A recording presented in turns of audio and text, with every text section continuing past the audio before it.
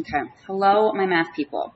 This lesson is about the standard called A403, which is about solving routine first degree equations. So what we're here to do today is to figure out how to solve equations, essentially. So what do I mean by that? So let's look at example 1. This says, what value of x will make the following equation true? I've got this sentence here with x in it and then some numbers and some operations, okay? I'm going to show you some steps, but the main idea here is think about this like a sentence. It's just instead of words, we're using math to say something. So we're saying this means 3 times some number we don't know plus that same number that we don't know yet plus 1. When we do that math, it's going to equal -2 times that x number that we don't know yet plus 4. So we are looking to reveal what is that magical number that will, when substituted back into this sentence, both these sides are going to end up being the same value. All right. So how do we do that? Instead of just guessing a bunch of numbers and being like, well, 2 plus 2 plus 1 times 3, will that equal 2 plus 4 times -2 and going on like that for forever? We can rearrange this sentence and solve by isolating the variable.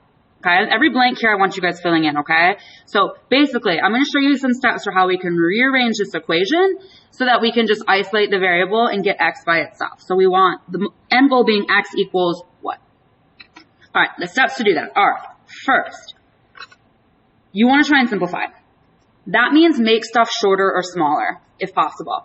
There's 2 thoughts you want to have. So the goal is to this sentence over here, can I make that shorter or simpler? This sentence over here, and here, let me draw a line. So we got our left side and our right side, right? Can the right side get shorter or simpler? Well, it might be able to in 2 ways. First, by combining like terms. Like terms are either like numbers or they are variables that have the same variable, the same power. So when I look at the left, I'm noticing an x and an x. So I can combine x and x and be like, oh, that's 2x, right? So that's me combining like terms and just rewriting that stuff inside the parentheses as 2x plus 1. On the other side, I can't simplify. There's no like terms there yet. So I'm just going to rewrite the sentence like this and make it shorter.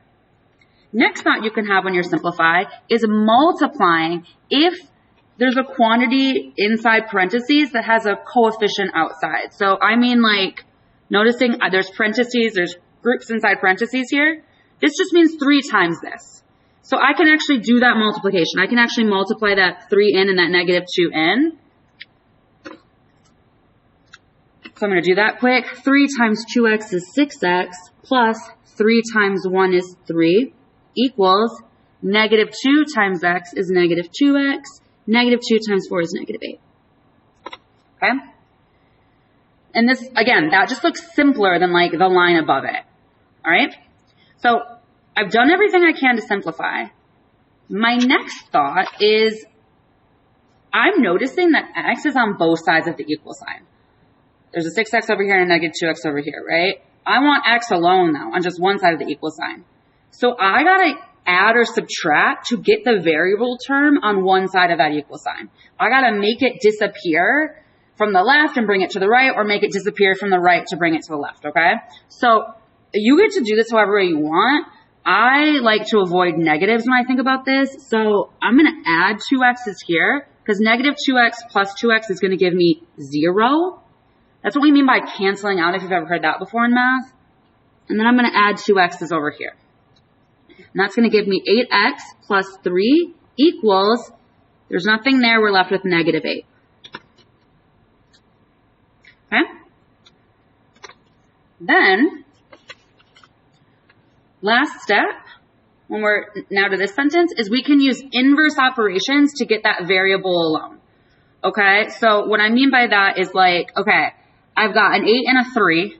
Okay? I want x by itself, so I need to make the 3 become 0, and if I make the 8 1, then I'll be left with just that 1x, right? So if it's helpful to think that when we see x equals, we mean 1x equals.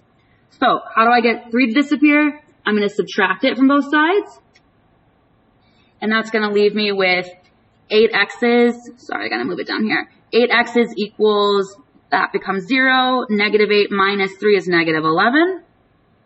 And then how do I get 8 to become 1? I'm going to divide by 8.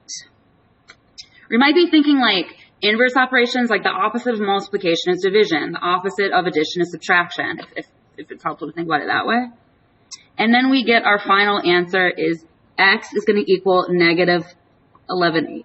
And I'm just going to leave it as a fraction so that it's like exact. All right?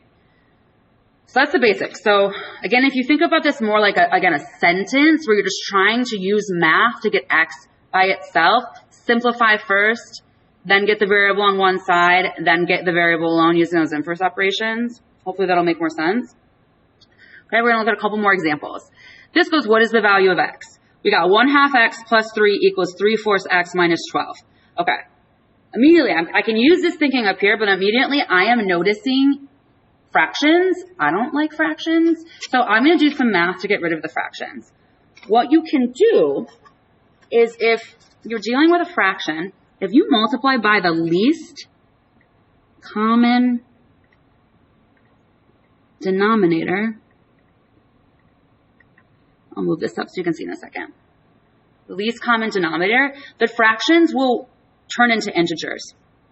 So basically, when I look at my two fractions here, 1/2 and 3/4, I'm looking for what is the least common actual multiple between these two. So I'm noticing if 4 will work, right? 4 is a multiple of 2 and 4 is a multiple of 4, right? So here, that least common denominator, we call it the LCD as 4.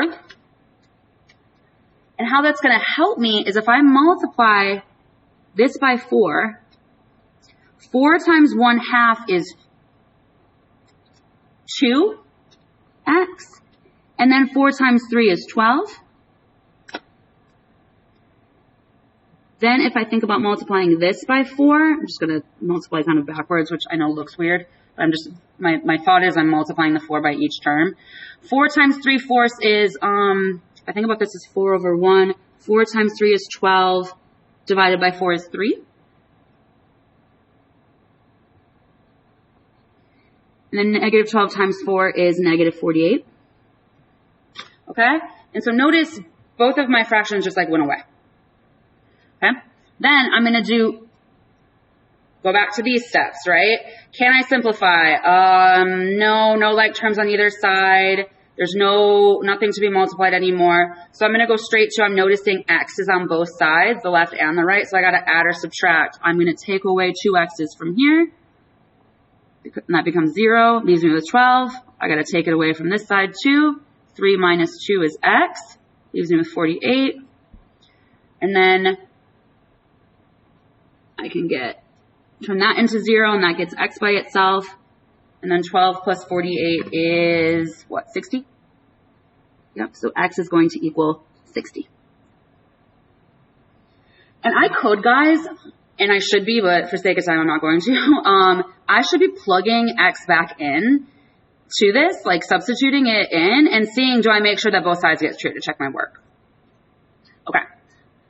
Last example. Ask for what is the solution to this equation. So again, if it's a solution, I'm solving, I want to know what that magical number x is. So when I substitute it in, I get the same quantity on both sides. All right, I'm noticing here that both of these are actually equations, fractions. And what you can do when that is the case is you can cross multiply if both sides are fractions. So I can do, you might have seen the butterfly, but basically what that means is you're going to multiply denominator by the numerator of the other side. So I'm going to do 5 times x minus 1, and that's going to equal 2 times 2x plus 3. It's just a strategy mathematically that like works anytime you're dealing with two fractions, because they're proportional.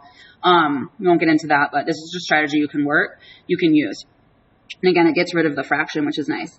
All right, so now I'm going to go back to my original steps. Can I simplify? Yes, I can. I don't see any like terms I can combine on the left or the right, but I can multiply. I've got a coefficient, right, outside of both of these groups. So I'm going to multiply these in and get 5x minus 5 equals 4x plus 6.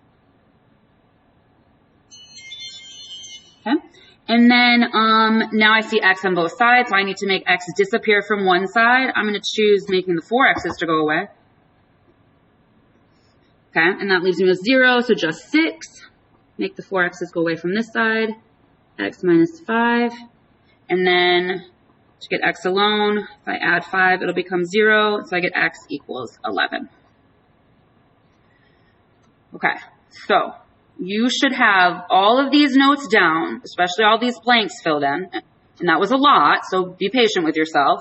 You're going to get a lot more practice of this afterwards. There's 10 practice problems for you. I'm going to start number 6 for you and help you think through a problem-solving strategy. Because sometimes we see math inside problems and it can be confusing, like what math to apply when. And so I like to think of this who method. This who method is, what does the question want? What does it have? And then let's do some work to organize my thinking. So I'm going to start this question for you and setting up kind of this idea. So if I read this, it says, if 3x minus 4 equals 11x, then what is 6x? So noticing, it wants 6 x's. It doesn't want just 6 and x in this case. It wants 6 times x. Now what do I have? I have this equation, 3x minus 4 equals 11. So I have a sentence I can rearrange, and that's where I'm going to organize my thinking, right? If I rearrange this sentence to get x by itself and find just one x, right? If I can get what x equals, then I can go back and just multiply that number by 6, okay? But I'm going to leave that to you. Okay, hope that made sense. Didn't feel too overwhelming. Here's a little penguin sending you love.